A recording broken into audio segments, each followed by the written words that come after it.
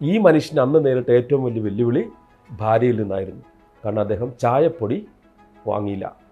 അപ്പോൾ നോക്കൂ, നമുക്ക് ജീവിതത്തിൻ്റെ ഇങ്ങനത്തെ കുഞ്ഞു കുഞ്ഞു മേഖലകളിലൊക്കെ എന്താണ് ചെയ്യേണ്ടതെന്ന് എഴുതി വെച്ചിട്ട് നിങ്ങൾ വൈകുന്നേരം കിടക്കുന്നതിന് മുമ്പായിട്ട് ഇതൊക്കെ എത്ര എണ്ണം ചെയ്തു എന്ന് ടിക്ക് ചെയ്ത് നോക്കുന്ന ഒരു ശീലം.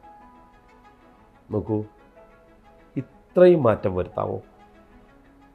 ഈ 2025 ഒരിക്കലും 2024 പോലെ ആവില്ല.